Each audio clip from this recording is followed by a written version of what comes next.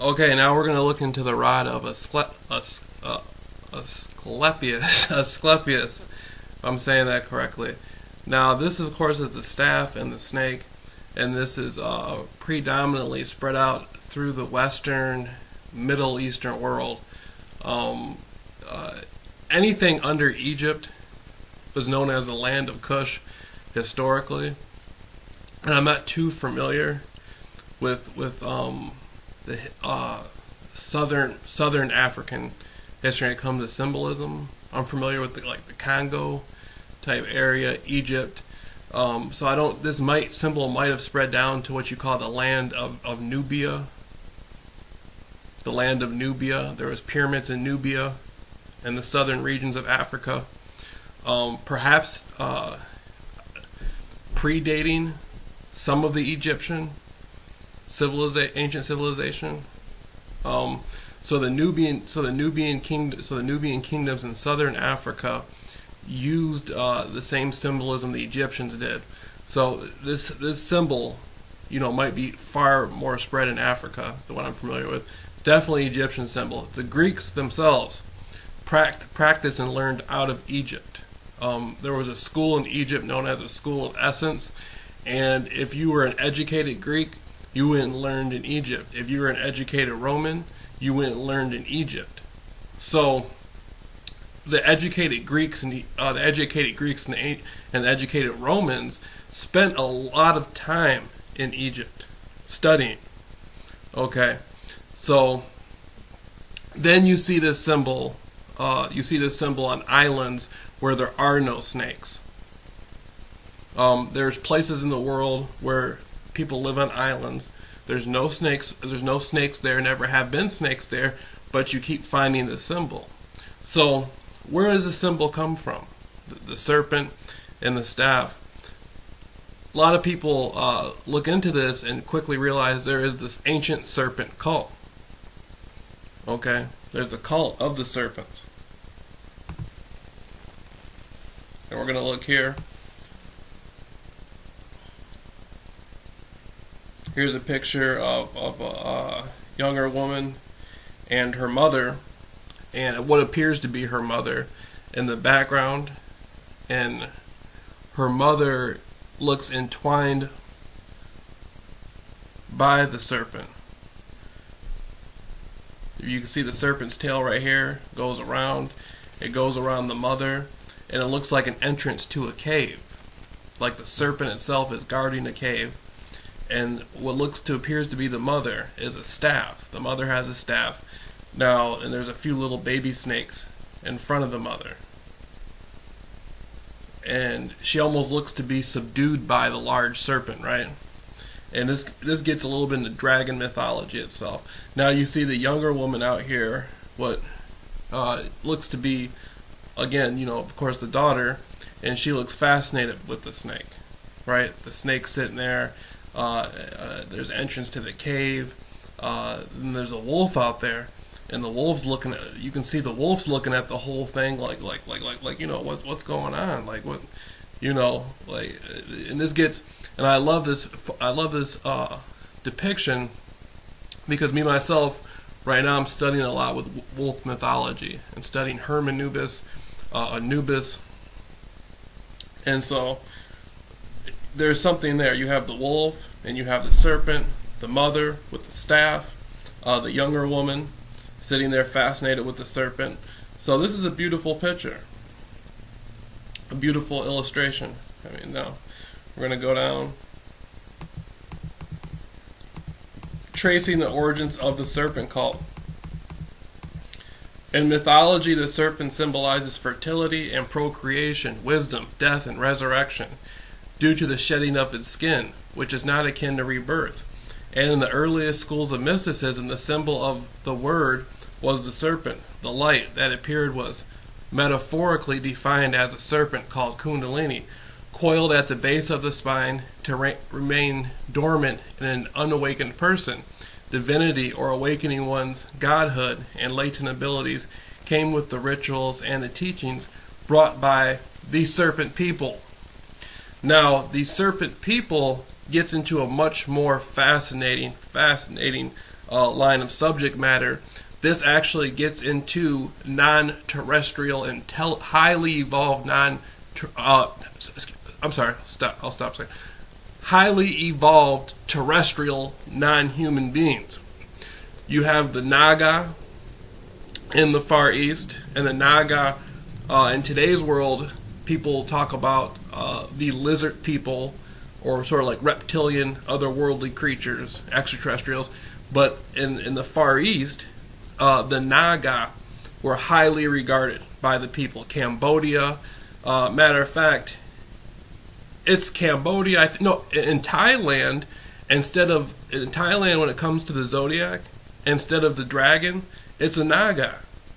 The ancient emperors of China were all said to be able to turn into a dragon, into a serpent being at will whenever it wanted to. So, and this goes on over and over and over again. We see it in the movie Conan the Barbarian with a really good actor, Arnold Schwarzenegger, right? He's going up against the serpent cult, and you see the two serpents that were some of these people carried in the film on their heads. So the serpent cult went all over the world. You've seen people worshiping serpents and holding serpents dear to them all over the world. So I stopped right there for a second. Now, in today's world, we still see this symbolism. We're still seeing the caduceus. We're still seeing I can't even pronounce that. But we're still seeing these symbols, right? And we even see it with the Native American culture. We even see it deeply in the Americas. The Hopi Indian, the Lakota, the Navajo. They all use some sort of reference to like a serpent type leadership in their community. Okay, we're going to move on. To understand them, we must look at the original serpents. In China, it was a male and female pair with human heads and serpent bodies named Fu, Yi, and Nuwa, who created humans. In Sumer, it was the Anunnaki, Nin Kursag and her husband Enki, who were given the task of creating workers. Enki is known to us as the serpent. In Genesis, the one who gave us the ability to think and reason, and so was cursed by his brother Enlil for it. To the Hindus, it was the cosmic serpent Anta who created us. So, if at the dawn of man's creation we have a pair of serpent-like beings who created us, then those of the serpent cult must have been their direct descendants, either by blood or by spirit. And of course, now that they're talking about the creation of humans, you quickly go back to Adam and Eve, the serpent in the garden, the tree of life, the tree of knowledge. So for Christians, Muslims, and Jews, anybody from one of the three Semitic religions, the ancient serpent cult is very connected to the roots and the foundation of your religion. Okay, now we're going to look at the picture. This looks obviously Chinese. And these look like astrological right here. Doesn't that look like astrological symbolism? Yeah, the mythological serpents who created humans in Chinese mythology. The next serpent was Enki's son,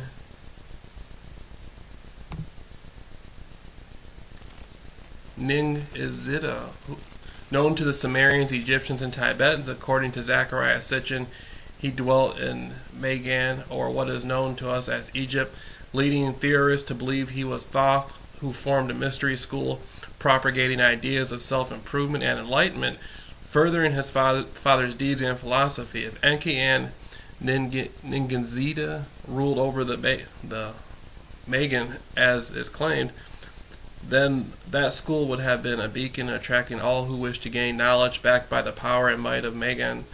Is there any other proof to that theory? It was claimed at the Council of Nicaea that the powers of the gods came from Egypt. There was a great white brotherhood named for their raiment. The prominent mystery school in Karnak, a branch of it, became the Egyptian Therapeutae, who in Judah were known as the Essenes. Jesus, being an Essene, most likely was initiated in Egypt at this mystery school, rising up the levels until he became a master. Now there you go. Those familiar also with the Mithras in Christian mysticism, you can see there's a connotation with Jesus in Egypt for those years he was there. And they talk about, again, you talk about the serpent cult, snakes, white brotherhood. You see there's these and of course when you go, like with the Caduceus, when you go to a hospital today to get healed, you know, a doctor always wears a white coat. A doctor always wears a white coat, showing the white brotherhood, the white magic. The Sumerian god Ningzida, represented as a double-headed snake coiled into a double helix, heightening the duality in nature, flanked by two.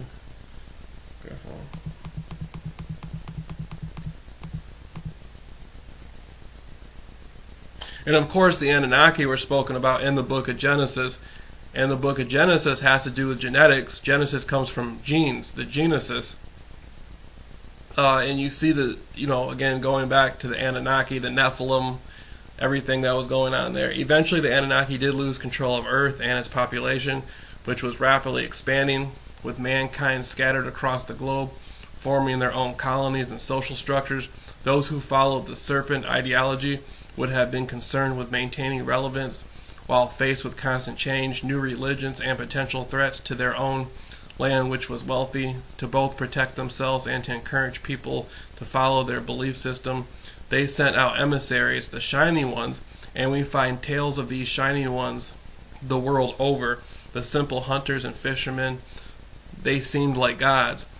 They did not come to conquer the lands, but rather to aid the people, teaching them how to cultivate crops, heal the sick and the injured, and read the stars. Now I'm going to stop there for a second.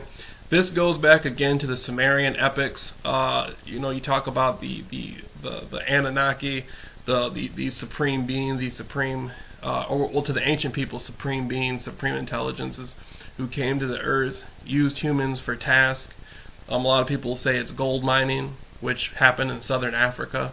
If you're familiar with the calendar of Adam, if you can Google that for a second, or go to the library and reference that, the calendar of Adam is basically an ancient gold mining site that these Anunnaki, Nephilim type beings came and were using. Then they started experimenting with genetics, and they started using different sorts of species, creating humans to do their work. This gets into the story, mermaids, half fish people that look like people, wolf people, lizard people, and that. So there was some sort of genetic experimentation back then in creation, and this is what the story talks about. Numerous ancient cultures throughout the world worship the serpent, beings such as Quetzalcoatl, Aza, I can't pronounce that, in Mexico and Peru, and the Naga king of India and his Nagan children, Po Naga in Vietnam, who was their first empress, and the serpent deities who were beautiful women associated with trees and lakes. The snake goddess of Egypt, Wajet, the protector of the land, kings, and women in childbirth, and Minnow, the snake goddess, was addressed as Asa-sa-rama. This was related to the Hittite Ishasara, the Khmer, Apsara, if I'm pronouncing that correctly, the Canaanite, Ashura, pre-Christian Ireland, Scotland, England also worshipped the serpent. Okay. And I want to explain to people, when you look at the ancient world, these civilizations were much closer than what you think. Like when you look to Scotland, a lot of people don't realize Scotland is actually named after a daughter of Ramses, one of the pharaohs in Egypt. I think it was Ramses or Ramses II. His daughter Scotia. His daughter's name was Scotia, and so Scotland is actually named after Ramses' daughter. Now there's a lot of connection between these ancient peoples. The language, you'll find words that sound exactly the same, have the same meaning, in languages all over the world. So these stories were what you call Rotarian. Rotarian means universal. You find these same stories all over the world. These stories are not isolated to certain cultures or certain groups. They're spread out. They might be a little different, or some of the names might be different. There might be things there that you don't hear in other stories, little pieces, but they're about the same story, right?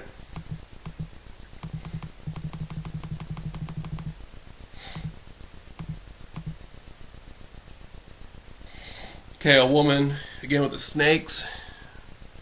What is that on her head? An owl? Or what? The Minoan snake goddess. However, a visiting figurehead was not enough to cement the serpent cult's position, especially when faced with new religions and kingdoms that were acquiring political and military might. To that end, politically advantageous marriages were arranged with the emerging ruling families. A serpent prince or princess marrying into the family would bring trade, wealth, knowledge on how to form coherent society, and the secrets known only to the cult, which would then be passed down to the resultant children.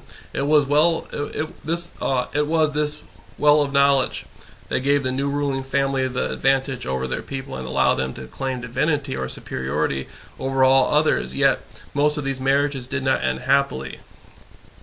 King Du, I can't pronounce, of Burma, which is now, Burma is now Myanmar, or Myanmar, how you pronounce it. But Burma is an older land that we don't see on the map anymore.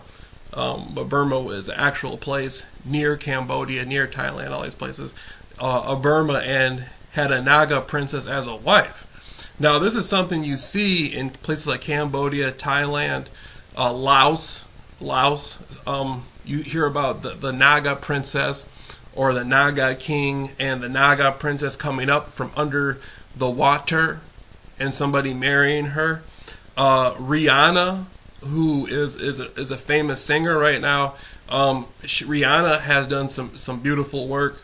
She did a music video depicting a classical representation of the Naga princess coming up out of the water and marrying somebody or whatnot, and she was on a magazine, and you can see she depicted herself with the slits in her eye, like a snake woman, snake goddess, right? That's the Naga princess image. Okay. Now the capital of Burma, pagan, had Naga. So my point being, in today's world, you still see the representations of the serpent cult, of the snake cult, of the Naga, and whatnot. The capital of Burma, pagan, had Naga advisors and attendants. In some accounts, after a falling out with his wife, he was said to have been killed by the Nagas.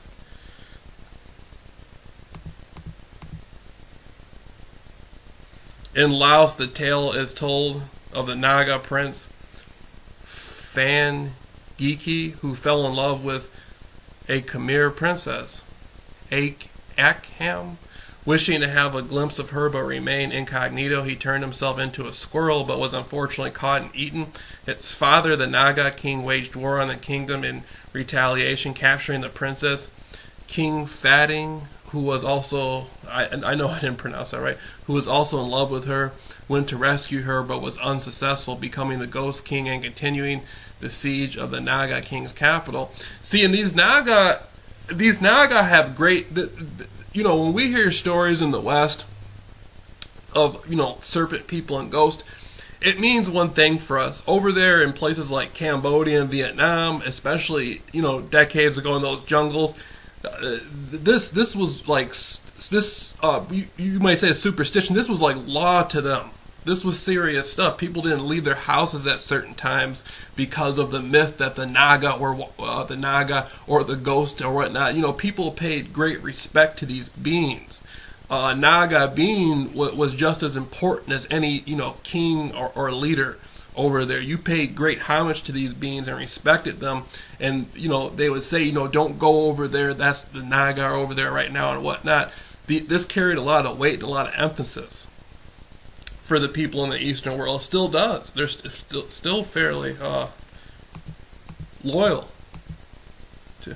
In Cambodia was Soma, the daughter of King Naga, who was captured by the Brahmin priest Kondina, who then married him. Her father sucked up the water from a swampy land, creating the country of Kampuchea for the couple.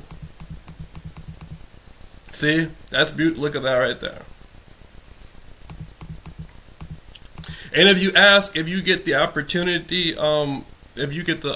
or pleasure to have any Vietnam vet who spent a lot of time, did a couple tours over there, or in the bush, so to speak, and he had a chance to get close to the people and speak to them, often he will tell you that these people are very superstitious. A lot of these Vietnam vets who did tours in the Vietnam War greatly know about the stories of the Naga and the ghosts and the spirits in the jungle.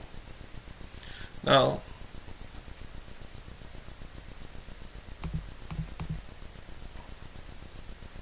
look how much thought and time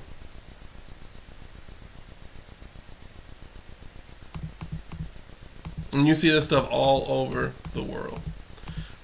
Carving of a Naga, one of many wrought from wood or stone, to be found throughout Asia. In Java, there is a story that bears some similarity to The Little Mermaid. It is a tale of Naya Lara Kidul, who was married to the human king. She was so beautiful that his other wives hired a witch to make her ugly. In despair, she jumped into the ocean, where the goddess took pity on her, turning her into a human half-snake, anointing her queen of the ocean. In India, the serpent beings were also known as the Nagin, the children of the Naga king. Several royal families claim lineage through intermarriage to Nagin, including the Manipur, Yadavis, and I can't pronounce Pallavis. And then again, I want to stop here. You got to think, when you talk about the Far East and the Middle East with these creatures, look at South America with the anacondas. Look at the strong connection that the native peoples, the native tribes of the Amazon pay to the serpent. There's even a snake dance down there. If you look at Western Europe with the dragon, right? People depict this stuff. Royalty uses serpent symbols and dragon symbols, which is about like the Chinese dragon, the Naga. These are very similar concepts. So this is a universal thing going on. In Greece, the most famous example is Alexander the Great, whose mother was enthusiastic participant in Orphic rites, often dancing with serpents draped about her. In the fresco titled Zeus Seduces Olympia. Torso. Zeus has the head torso of a human, but the tail of a serpent.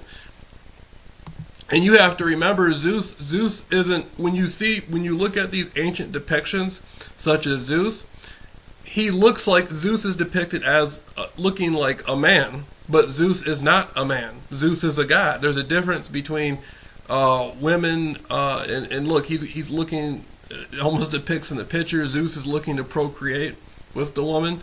So Zeus is not a man. You're looking at this illustration, and your mind is trained to identify this depiction of Zeus being a man, but in fact Zeus is not a man, and this is a woman. And just like the stories of the Nephilim, who were not men, but perhaps looked like men. So Zeus may look like a man, but he's not a man. He's represented as a god, and you can see he's depicted as having lineage or connection with the serpent being, with the idea, whatever that may mean. It could mean, DNA, genetic alterations, DNA, or it could mean, some connection looking as a serpent, as some sort of reptile creature or whatnot. Who knows what,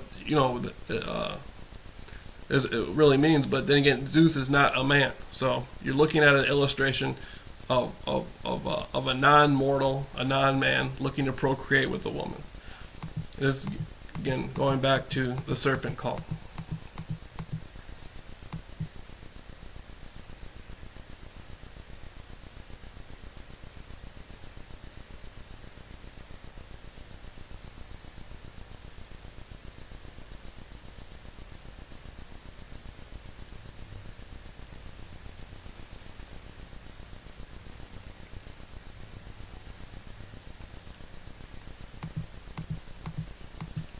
In France, we have the tale of Melusine, half human, half fish, or serpent, betrayed by her husband, who broke the word to honor her request that he did not disturb her while she took her ritual bath.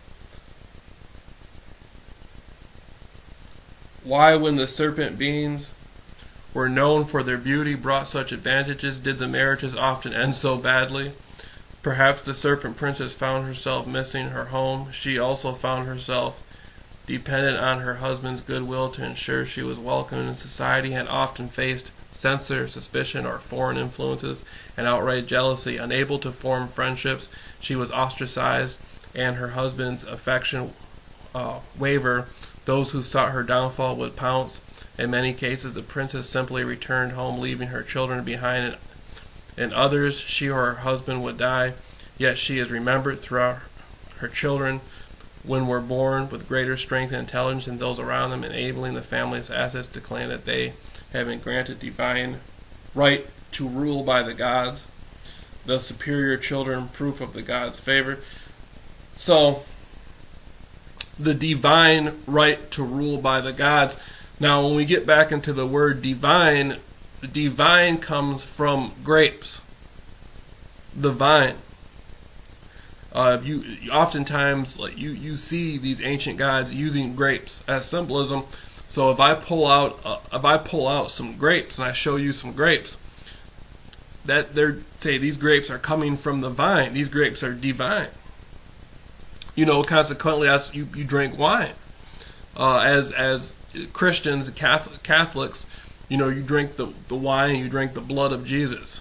Their blood, not human. The Son of God, the gods, the blood. And blood is used in the Bible more. That's the second most used word other than God. In the Bible, blood is used repeatedly. God or Lord is used predominantly, but blood is the second most word used in the Bible. So if you're Jewish or you're a Christian, you should be familiar with how many times blood is used. So divine, dealing with blood, dealing with the gods. That's a big thing. Now I'm going to go back to this picture.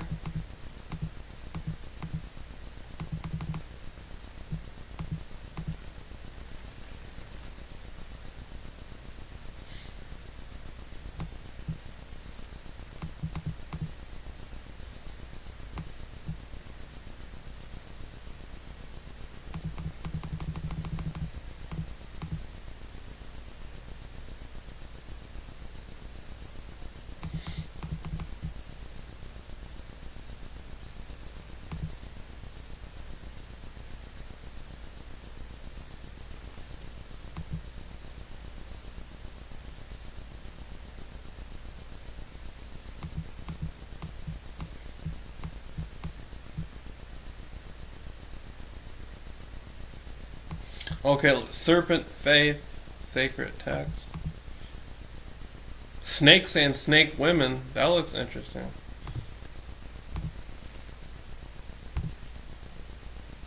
Snakes and snake women. And they're talking all about the Naga.